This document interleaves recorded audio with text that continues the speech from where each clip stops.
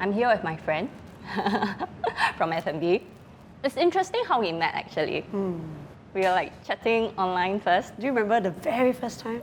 I think 2017 or 2018, someone told me, hey, look, Jeanette posted your eclairs. Then I was like, oh, is it? So we were filming in this hospital setting, and the nurse there actually bought Yishun, is it?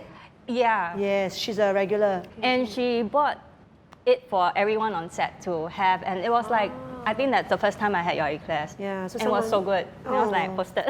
And then I think we connected through Instagram. Yeah. Via Leclerc's Instagram. Yes. Then we somehow started chatting. Yeah. No idea how. Then you started to go into pastry? Yes, I think so, maybe. Yeah. I don't even know how it started also, but we were chatting on DMs. I think we smoked for almost a year. Oh really? Was it? I think almost that time, because COVID hit. So what happened was COVID hit, there was a sudden shutdown of what's it called? Non-essential businesses. Yeah. I had so much fresh ingredients and I know you were baking. So I was like, hey, can you have so many chef friends, can you take over? Just take it, because don't waste and it. Then, like, and then pass you it drove, to the friends. you came by the cafe and you collected the cream, and I was like, oh, you're so tiny, in real person. And I was like, that was the first time we met. Because I was quite nervous. I was like, oh, celebrity coming to collect something. I've never met a celebrity in real life because I'm not really into celebrities that much locally. 1, 2, 3, go!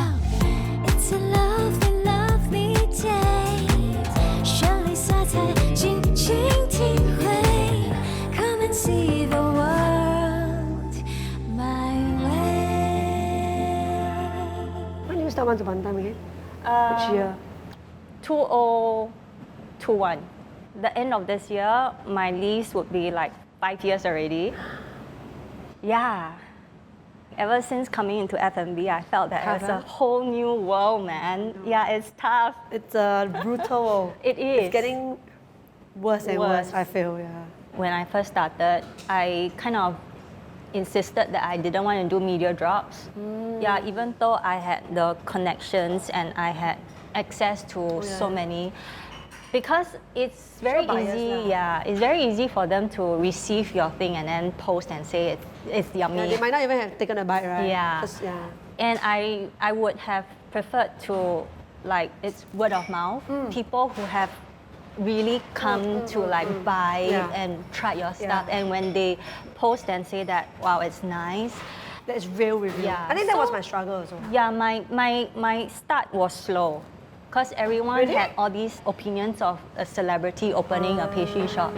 So it's like, she's here because she's just for fun, or she got money. I'm like, if I had money and I want to do something for fun, I would have choose the worst trade to do it. I would have gone into photography, like just go around, take photos, travel the world, The Singapore way. And not like work in the kitchen and like carry like wake up 5 a.m., 10 kg, then get eczema because you don't wash.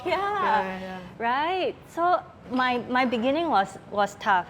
There were people who would support me, like super support, and there were also people who slammed real hard. And what made me feel like, wow, this industry is so cruel is when fellow F&B would say things about me as well. Really? Yeah, it's like, hey, why you come in and fight with us? Oh. You know, when I fainted. Oh, yes. So I have a history of like fainting spells. Oh, okay. It happened when I was baking. So I couldn't fulfill the next day's orders. So usually this kind of things I wouldn't announce. Yeah, but I had to. Deal with it. So it was picked up and it was magnified. That was when I told you, like, I was in shock when I realized that actually F&B is such a evil place. Because there was another pastry shop that actually Chinese commented on Instagram and tagged me. It's like, you use this amount and then you faint. Then we use 3 times the amount. Can we faint 3 times over? This one you didn't tell me. I know you were very upset over the whole thing, but this particular incident you didn't tell me. And they tagged me, so I saw it, right? And I'm like, wow, I thought we were in the same industry. We should support each other, right? Yeah. But that was the kind of thing that I got. Wow, I just felt like, oh my God, Evil, So scary, evil, so evil. Like, you know, as much as like entertainment, we do get like criticism from time to time, but it's still on a very entertainment level. You know, you don't feel like they are attacking you on such Personal yeah, level and lah. to actually say that, oh wow, we use 3 times the amount. Like, okay, I know your business very good. I wish they had a problem. Can I paint 3 times over? I'm like, what a comment to make. So that's why I thought that I really needed time to prove myself that I was serious about this, and the part where I had to convince people that all this was done by me to build that credibility. Actually, a lot of people ask me that because they know I know you. Yeah. They're like, really? Jeanette do everything yourself? Nobody? I say, yeah. I've been to a kitchen. It's just you. It's really just you. And I get it because when I first started, I also didn't want to let people do it because for quality, ma. Yeah. So like when I did the collab with another girl, so she was from Creme de la Creme, you know? Yeah. So she came into my kitchen to do her part and I'll do my part, and she also told me that her friends also asked, is it really Jeanette? Yeah. Yeah, and then she's like, yeah, then where do you think the pastries come from? Just higher, right? Yeah. Yeah. So the thing is like, it took time to build that kind of credibility and trust that I was really behind it, and yeah. For me personally, I feel like rental is the first thing that kills the business. Indeed, And the then- overheads. Yes. And now I feel like the market's very sluggish. You feel it too? Yes, of course. A bit comforting to hear, yet you know, like it's sad. Even Yes, you know, it's sad to yes. hear that it's sluggish. But I mean, you have your Japan pop-ups. Is it really very different there? Yeah. It's very different. The Japan pop-up is like for the Valentine's Day season. So it starts from mid-Jan all the way to Valentine's Day. And in like department stores in every city, there would be some Valentine's Day fair. Oh, for the whole month? Yeah, it's a very, very big thing. Oh, interesting. So the people there would buy chocolates for their friends, for their loved ones, and the queue there is amazing. So before the doors open, right, at the department stores, there's like sneaking queues at every entrance. I mean, it's a bit like here, but I guess the scale of it is way Yes, bigger. and they really celebrate Valentine's Day. So it's celebrated there in a very, very different way. Yes, I think here it's just more like luxury pop-ups Yeah. or like new opening, new overseas business coming in. Yes, Then that's where you yes. get the crowd. But then Yeah. it dies out so quickly here. Yeah, I know. So it's like, So to sustain the business here is also like a whole different thing, man. I think Singapore is getting so expensive, right? So that there are lesser tourists. I don't know if you feel it. I feel like there are Yes. lesser people coming in. Yeah, because it's expensive. Yeah, and everybody's going out. Yeah. So then we're just losing that The mess. crowd. Yeah, the crowd. Yeah. I know.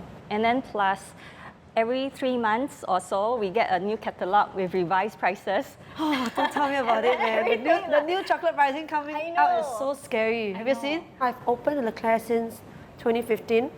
When we started, chocolate prices were about $18 per kg. Now it's what, 60? 30. And No, some- mine hit 50 plus eh. Yeah. It's crazy. Yeah. Every time they send me a new catalog, I'm like, okay. Yeah, I just hope it again. goes down, you know. And it's not just chocolate, dairy. Oh my god, every single thing. Actually, Everything, even supply, like our packaging, everything. paper, Yeah. Paper went up a lot after COVID. Yes. Because as much as my suppliers try to help me keep it low, it's still tough. Even if you get from Taobao or China, it's not much lower to be honest. Correct. I somehow prefer like a local. Same. Because if anything goes wrong, Exactly, you don't need to wait for the lead time. Correct. Same for me because Yeah. I'm quite last minute actually, no. We've worked together before. Yeah. So locally they can give me within 2 to 3 weeks, but you know overseas you have to plan like 4 or 5 months ahead. Yes. You have to make Yes. sure the design, the test print, everything, and then you have to wait 1 to 2 weeks for shipping. I can't do that, man. Yes. So like you said, rent, labor, what else? Your supplies. Yeah. Everything is just piling Everything, up. yeah. Adding up. I was just doing my numbers that day just to cover overheads. I'm like, wow. I mean, it's also no wonder why everyone wants to be a homemaker, right? Takes away all of that. And there's so many. I think that's also Yes. the challenging part. There's so many talented people baking from home. And with their quantities being limited, people want to churn. A bit like what you said, no? Yeah. Because they want to buy it before sell out, right? Yes. Selling out. So we have to kind of compete with them while trying to keep our costs low as well. So I It's think very that's- hard. It's hard. It's hard. Yeah. Yeah. And I mean, I think you know my product quite well. It's very perishable. We can't keep it overnight. We don't sell leftovers. I was just discussing with my partner the other day. Maybe we can do like a, how to say, on-demand dining. So we do simpler eclair flavors where you just have to assemble it on the spot when they order. But it's more like a sit-in Yeah, experience. so like because you're here at my cafe. Yeah. We are primarily dessert cafe, so people come here most of the time to just take away. Yeah. But I need to rent, right? I need to make use of this space. So I'm thinking how to make it more dine-in kind of. More like up the experience here. Yeah. And I'm actually trying to, I wouldn't say rebrand, but rejuvenate the brand. This year is Leclerc's 10th year. Oh wow. We're turning 10 in July. My first baby is turning 10. Time flies. One congrats. decade leh. Many times I feel like giving up, to be honest, really. I think this recent years, we had a good time in COVID. I mean, you have to agree. Yeah. But the last, I think starting from June 2023, things have started to Slow down. I thought it was just me. If it's just me, at least we can do more marketing and stuff. But I've spoke to some other F&B pastry friends. It's the same I talk with other F&B people, and some of them, so it's not only just pastry. Some of them are like small business owners who do like tasting menu kind of thing, and I know 2 of whom have closed.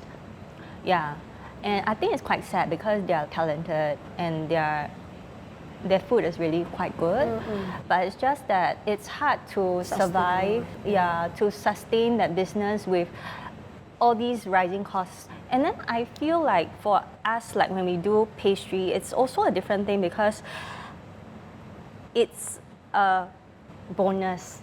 Like, Yes, you it's would, not a necessity. if let's say I have $50, Yeah. I would pay for food rather than buy a Same. a cake. Yeah. So it's kind of like hard in that It's sense not as well. must spend. It's a, Yes. I used to love dessert. So dessert used to be my main. I would rather spend my money on desserts. But I don't know, the age, or maybe it's just me doing a lot of desserts. So I tend to not eat as much anymore. So even same for me, if I have that budget, I'm going to splurge on a good omakase. So I understand why people are not spending, but the whole shift, has been very drastic. Yes. I actually considered doing boulangerie, Yeah, so like after I completed... Why don't you hire me? No, I didn't learn. I also didn't learn, I wanted to. So when I completed my pâtisserie course in Japan, I was thinking like, okay, I'm going back for another boulangerie. Then after that, COVID hit. And then the school in Japan closed. I think it's mentioned, So I was like, okay, maybe that's a sign I shouldn't do the course. So a lot of people tell me like, hey, why don't you just do breads? Because it's such a day-to-day thing, right? But it's actually not easy. It's not. It's too proofing, specific. And it's very time-consuming. And the temperature, and yes, it's time-consuming. Yeah, so it's something that is not my interest. I love to eat bread. I'm a cup monster, but to make it. But I really considered because recently, last year when I went to Korea in October, wow, the bread scene there is amazing. I think me and my husband, we can eat like eat through 4 stores a day. It's so good. I think you told me, yes. Yeah, I ate so much bread. I brought back 2 dozens of this bun bag. Wow, it's so good. If I have some in my freezer, I don't dare to eat because that's how precious it is. It is tempting because like when you see the sheer volume that they do and the crowd that they bring in, but then again, I think it's the market. Labor there is cheap. Hey, one kitchen, right? Just doing breads, right? The kitchen alone had like about 15 staff. Oh, Don't count the floor staff. Don't count those that I can't see. How are we gonna have a team this big in Singapore? No way. Yeah, which is why I was thinking like, sometimes just doing pop-ups work. Because people like temporary. Yes. I think even for us, cannot buy already, I better buy now. Yeah. We were just chiong to buy. Yes. Yeah. So what actually motivated you to go through all those challenges? It's not so easy. I mean, you should know there's leases, there are liabilities. Like, it's like how die? Die faster or die slower? Really, because I mean, when you're bounded to a contract, you have liabilities like rental, for example. There was a time where I decided, I want to stop my other outlet. But if I were to do that, I have to pay up the balance of the rent, right? So how am I going to find so much cash? But even by running it, I'm also losing or bleeding money, but I bleed less. So you see, you have You have pros and cons. Which one is you've the got lesser to evil, weigh. right? Yeah. Plus, you have salaries to pay. You can't just say like, hey, everybody, I don't want to do already. And then plus you have your central kitchen. Yeah, my central kitchen, I think because I have a few locations, it's not that easy to just, if I were to only have this cafe like I had before, I think it's easier. You know, and it'll be easier to switch things around or what. But I think managing 3 locations at one point, that is the hard part because every location has different leases, different commitment level. So after COVID, because things grew, we shifted to a new kitchen. We renovated a new kitchen. We already, have spent money on it. So it's like, you don't really want to give it up as well. You want to see how things go. But whether is it sustainable or what, nobody knows, right? You don't know how the market is going to turn. Impending recession, we don't know. Yeah, but I do love what I'm doing. I still like to bake. I mean, it's our passion, right? To create. But at the same time, running the business kills a lot of that passion. Yes. Because you just need to think of how to survive. Correct. And I feel like sometimes, like in my opinion, how I weigh my decision is like when the passion becomes a burden.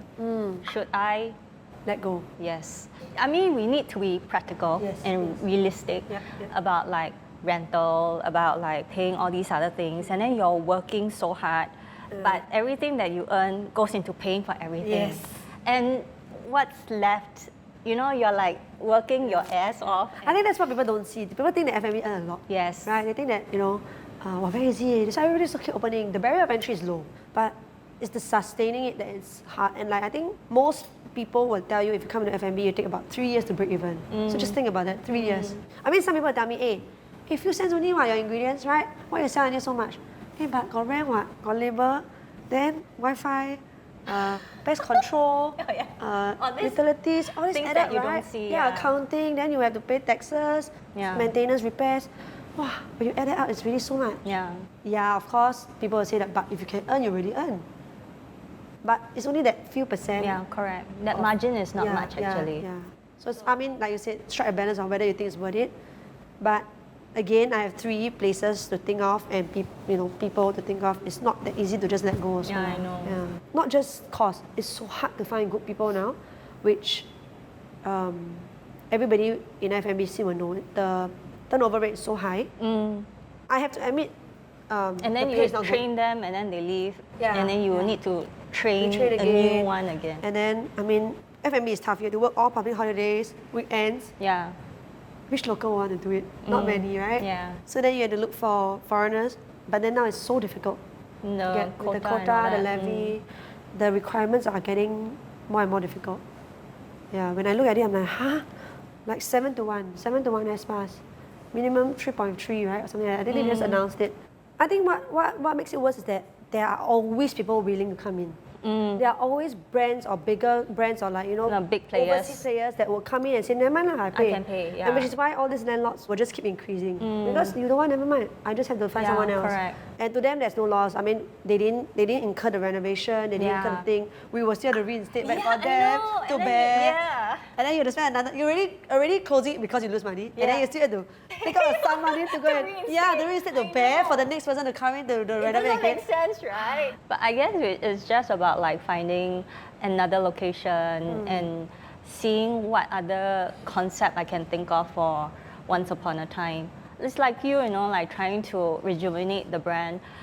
But I feel like what I said just now, when passion becomes a burden, it's when I start to decide like how do I steer this into a different thing. I'm not open every day. And like sometimes like if I have projects, I could be away for whole month, like the time when we collaborated. Yeah. So it's like it really doesn't make sense for me to rent. Okay, bye. But I do like this space. I do like my work family. I see them more than I see my family sometimes, right? Yeah. So those are the things that makes me unwilling to let go. Right. Some of them has been with me for like the past 7-6 years. It's like it's really family already. Yeah. So I think that is also one big part of me holding back, to not entirely give up. How long more do you think you will continue doing this? I mean, if it's sustainable day to day, I can still cover my costs and still be able to breathe and work. I don't want to continue this a longer time. I mean, F&B has its rules, but it's also fun. I've met a lot of people through this business. a lot of friends, a lot of very, very nice people who just want to help. That's something that is, I think, what came out of this business experience is that it's very valuable. See, I met you. 你们现在回想起你们刚开始那个店的时候，你们有没有 at a point 你们觉得 it's so hard to start a business？ 但会不会觉得说你们有没有那个经验，就在厨房里面哭，就说我为什么要做这个？ Actually, her character is very good for this kind of high pressure business. I had a few breakdowns in I think because the you're beginning. alone. I have a team now. I think in the beginning maybe a bit tough, but I always have very good friend support that, pastry friends that come in to, help me a bit and all. I mean, I did have a few moments when it was business related. It was not about the job, right? I did enjoy it. In fact, it's like a therapy to me, doing the same things over and over again. I do like it. Breaking down, actually never. More like panic, like, oh my God, why are sales so bad? Like that lah. But not like, oh, 好辛苦. Not really. Oh, I have no. I think because you have more on your plate. You still have your filming, you still have your production, you still have other things going on. But when I broke down, it was mainly because of the pastry thing. Really? Yeah, for me. And also in the beginning, I tried to fulfill every order, you see. And I would go in early in the morning before the day Breaks. Yeah, and then I would leave the After kitchen 7, at night. I never saw daytime, you know. Yeah. That was when I decided to like recalibrate and to rethink the working hours and to actually put a quota on my orders. So there are also people who are like, oh, why don't you scale up and stuff like that. But the thing is like, if I'm baking it myself to Cannot scale to up. build that credibility, right? Yeah. I won't go to OEM.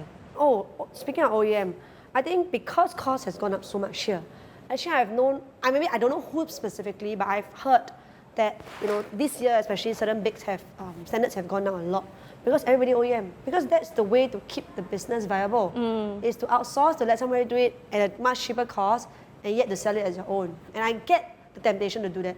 It's so cheap. 我自己做 my cost maybe like, sorry, for example, I do my own butter tarts, I roll myself, right? Yeah. We cook our own jam. One tart, the cost alone is about $1 plus. Don't even count labor, right?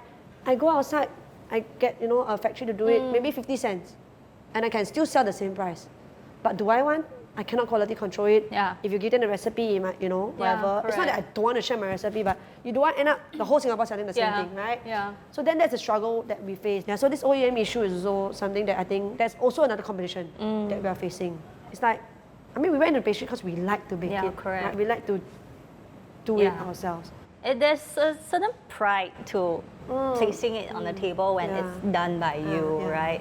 Yeah, you feel like this is your creation. Yeah. It will never be the same. Even for me here, because we have a central kitchen, initially that was the difficult part for me, to let go that part, to let people do it. In the beginning, even when I have help, I have to do everything myself because I feel like, that's the way I need to do it. But I need to regain a bit of life.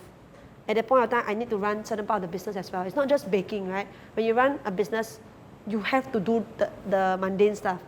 So I needed to learn to let go, to learn to let people do some part of the jobs so that I can focus on something else. So if we back to the past, will you all still open your shop? You want to go first? No, I think you go first. Yes, I would. I will still do it. It's really I wouldn't say life-changing experience, but it is an experience that I think I grew a lot as a person from opening this business, and I don't want to change anything of that. I had bad things that happened along the way, but it really shaped me and changed my mentality of certain things. I met a lot of people. I've met so many good people throughout these 10 years. Like everyone, there are mean people definitely, but I've met more good that stays with me than the bad. A lot of 贵人 lor. I think a lot of people tell me, a lot of my friends tell me, hey, you're very lucky. You always meet people that are so willing to help you. Like really from all walks of life. I would not want to go back to the past where I've never had the chance to meet all these people, to know all these people. So yeah, as much as I know that it's so tough, definitely I will do it again without any hesitation. Seems like it's tougher for you. Yeah, it's tougher for me. Like looking back, I would think that wow, it's really been a tough ride. It's if I could tell myself like 5 years back, I would tell myself, think about it. Think carefully. I think the difference is that you have the fame. I guess. A lot more eyeballs on A you. lot more pressure. Yes. Like you, I've met a lot of people. And yes, I have met a lot of people who helped me and who were very nice to me. But I've also met people who... With agendas? Yeah, and who have been very mean, or like I've been cheated by people. And there are people who come to me because I'm a celeb, and then they give promises of things and then they don't follow through. Oh, I remember. Yeah, and it's not only that okay. that incident, but there was another two more that happened. It's also made me grow, definitely, as a person, because with this F&B business, I've opened myself to meeting a lot of people and a lot more different characters as I would have in entertainment. Yes, with F&B, I make myself very vulnerable and open to different kinds of people coming into my life, and they can be very nice or they can be not too nice. But I think that that's the way my life has gone, because like when I want to learn something, it will come to a point in time that I will tell myself, okay, I want to learn this professionally. I want to equip myself with the right skills and knowledge. That's why I started, That's why I went to school. Yeah, same. Right, so that I can create.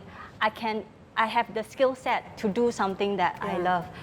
So that's how I push myself until somehow I led myself to opening this shop. So as much as I would go back and tell myself, think about it, but I think ultimately I would have Still gone, regardless, But I think now both of us are at this point where we need to rejuvenate the brand, and we need to think about different ways to to battle these market forces. 做一步 算一步咯. Yeah. I'm that kind, a bit. I wish I could be like you, you know. You're more optimistic. Yeah, because I think I'm the kind who is very hard on myself.